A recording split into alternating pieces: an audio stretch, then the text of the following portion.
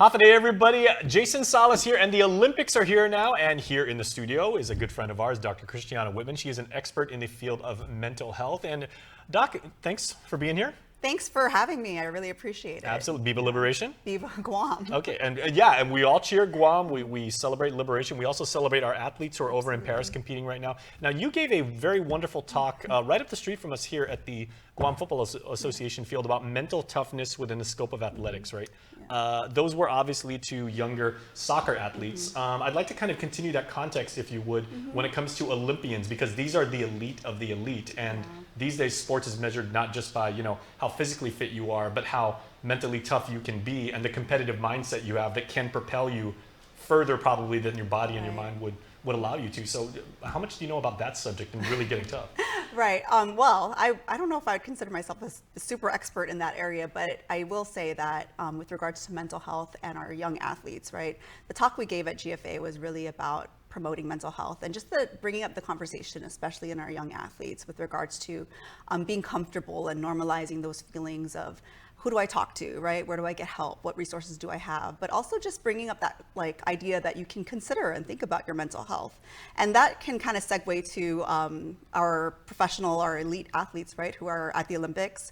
I'm not sure how old the youngest person is, but that takes a lot of resilience, a lot of perseverance to engage in not only the training that has taken them to get there, but also just being in that space. Right before we were talking about just being in that crowd, right, and on that platform and on that stage, and how much you have to be prepared to, to endure that, right? And sports is so binary because typically you either win or you lose. Absolutely, and absolutely. I know from my own coverage of sports, it's typically, there are some people who say, okay, if I lose a match and it's very, very high profile, this is temporarily soul crushing, but in the long term, it's character building. Other people, they say it really, really affects them for a very long time. Absolutely. So that's it takes a lot. And that's where I guess I say it's really important in terms of our young athletes starting that, to plant that seed and giving them the resources and space to have those conversations. Who are their teammates? Who are their coaches? Are their coaches prepared to have those conversations with them?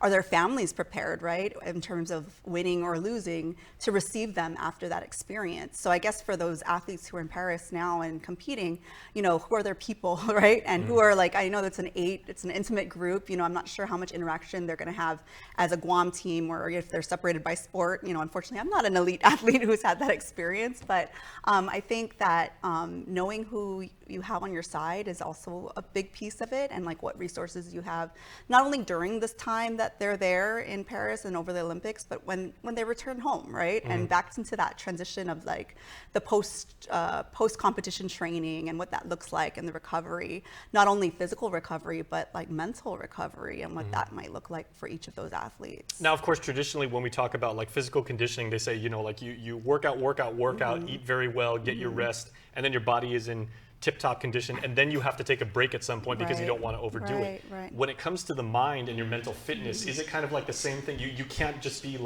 mentally tough all the time, 24/7?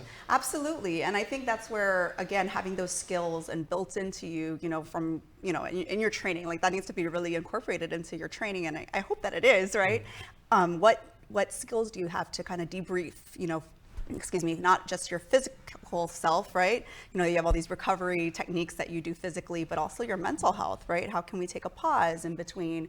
How can we kind of, recover from all that really intense activity, right? Because I'm sure after a couple weeks of going through that grueling effort, and then those months and months, years of training, you need to take a pause, right? And that's really difficult to do, right? You kind of have that post-training experience, and I'm sure there's some sort of experience of having to, how do you deal with that, right? Kind of the withdrawals of the training and all those efforts, and then how much time do you give yourself to start again, right? I know some of these athletes don't give themselves that much time to, kind of take a break, but some of the ones that just found out they were on our Olympic team, they had 2 days literally, and then they headed off to northern France. Yeah, it's impossible to imagine as I don't know another word, but as a lay person, right? Someone who's not in that space. But I think, again, building up those skills for how can I, what skills do I have in terms of taking care of myself, and seeing just not I can't be I can't just be training for the physical side of it, but I have to also be training for the mental side of it, right? And like, so who's going to support me along the way? You know, you have your coaches to support you in the physical efforts, and who are your mental coaches, right? Who are your, and I hope that that support system is available and in place for these athletes who are. Now, I have read and I've studied for many years, going all the way back to when I was watching the Olympics as a little kid, is they said the one thing that makes these world-class athletes truly stand apart from their peers is it the fact that they emote better than anybody else. It's, you know, when they have a victory, grown men openly cry, back when that wasn't, you know, the in vogue thing to do. You know, like when you lose, you know, you weep, but for the moment you pick yourself up and everything like that. Is that kind of like expression of and release, I guess, of what you're feeling inside? That is a healthy aspect. Absolutely, absolutely. I mean, you know, like you want positive ways of emoting, right? And so that's definitely healthy. And you bring up something right there, right, with regards to the male counterparts, right, who are emoting in ways that it might not seem familiar to people, because men don't necessarily emote that way regularly, right?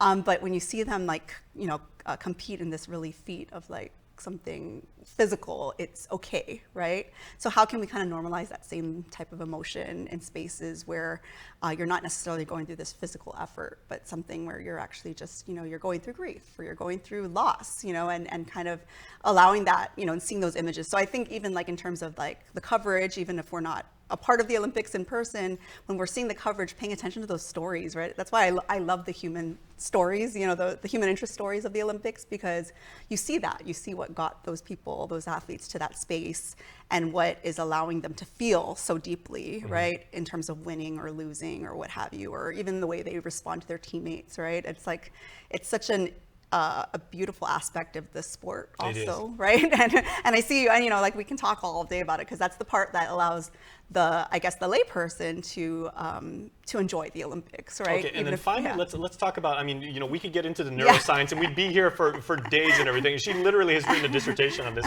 but when it comes to the actual tangible, measurable positive impacts of positive mental attitude. I mean, that really does help your performance, help your health, and help your game. Absolutely, absolutely. People who are having experience feelings of anxiety or depression, they're typically not, you know, that there are correlations with regards to your physical fitness. So in the same way, right, if you're in a good space with regards to your mental health, that's going to improve your physicality, right, and your physical game.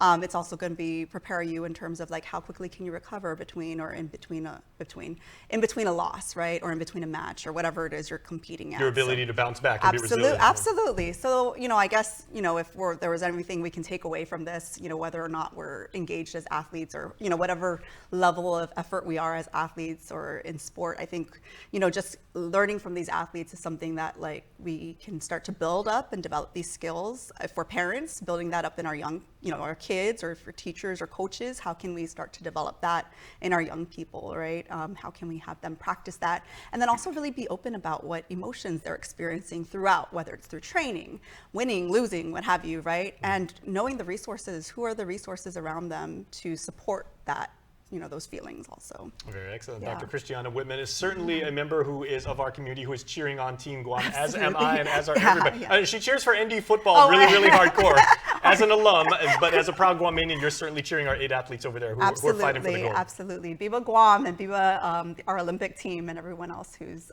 watching. There you go. Go 671.